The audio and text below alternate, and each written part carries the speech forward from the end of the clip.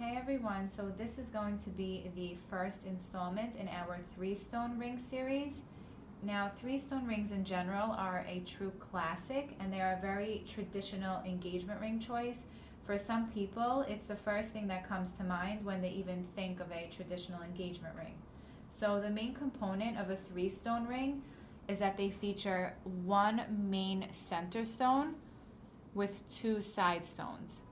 Now you could also have rings that maybe have diamonds additionally along the band, but the main idea is that there is one main center stone with 2 on the side. Now in general, there are tons of variations of these 3-stone designs, and there's so many side stone options to actually choose from. So in today's video, we want to go into some detail on trapezoid side stones in particular. So to start, what is a trapezoid?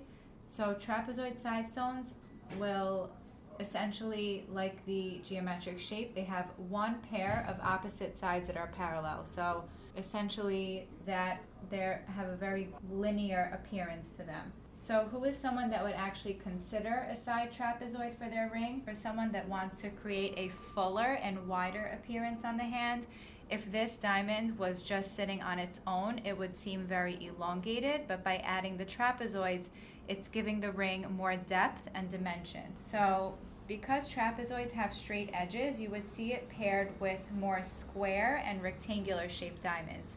You wouldn't necessarily see a trapezoid paired with a round center stone because the trapezoids have such straight edges to them. They line up really nicely with diamond shapes such as radiant, Asher, emerald cut, cushion cut, and princess cut.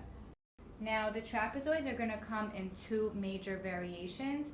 So the first option is going to be brilliant cut, and the second option is step cut. The brilliant cut trapezoids will have more of a crushed ice appearance to them, meaning they have small sparkles coming from within the stone. In contrast to that, we have the step cut trapezoids. These have more open geometric appearance to the faceting because they're lined up almost like a staircase. That's why they're called step cut. So which type of trapezoid works for you? It really depends on what the cut of your center stone is. So if you have a brilliant cut center diamond, you would want to pair that with brilliant cut trapezoids. If you have a step cut center stone, then you would want to pair it with step cut trapezoids. So trapezoids, they don't only come in different faceting patterns, there's also different shapes to choose from, which we'll go into more detail. So just to start, we have this 2.7 carat radiant center that has side trapezoids. So you'll notice that the center is a brilliant cut, and then the trapezoids on the side are brilliant cut to match as well. Now in terms of the shape of the trapezoid, you'll notice that they do taper a bit and as they start to meet the band. So they're not extremely wide and they're also not extremely narrow. They're kind of somewhere in between. In contrast to that, we have here an emerald cut center diamond. This emerald cut is obviously a step cut, and then the trapezoids on the side are step cut as well.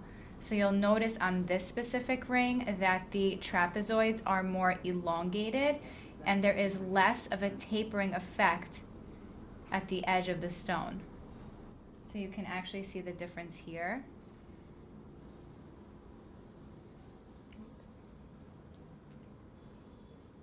Now, trapezoids don't only come in different faceting cut patterns, there are also different shapes that you can actually choose from. So let's start by taking a look at this ring, which has a radiant cut center stone and side trapezoids. So we see the faceting on the radiant cut center diamond matches the faceting on the side traps. Everything here is brilliant cut. Also notice how these trapezoids do taper a bit to meet up with the band. So everything has a really nice flow. Now on this next ring, we have an emerald cut center diamond with very elongated step cut trapezoids. So the length on these side stones almost match up to the length of the diamond in the center.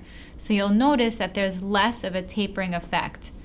Now, when you're considering step cut side stones or brilliant cut side stones, you can always opt for whatever shape side that you like. So for example, on this Asher cut center, this one has a more tapered and square shaped trapezoid on the side. You'll notice that it is just a little bit shorter, and this is a really nice complement to the more square shape of the Asher cut. And then this ring that I'll show you next, this is going to be kind of another exception to the rule. This ring here features an antique cushion cut diamond center.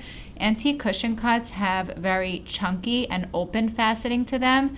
Traditionally, cushion cuts could have a crushed ice appearance, and you would maybe want to pair it with a crushed iced side stone, such as the brilliant cut traps. But on this ring, because it's an antique in the center, we paired it up with step cut trapezoids to give it that really open and kind of a chunkier faceting look. And just another note in general is that you always want to match the quality, especially the color of the center stone, with the quality and color of the side stones. This way there's no discrepancies or differences that would be visible to the naked eye, and the ring itself will have a really clean and nice appearance to it. So there really is no right or wrong way to do this. It depends on what design that you like best.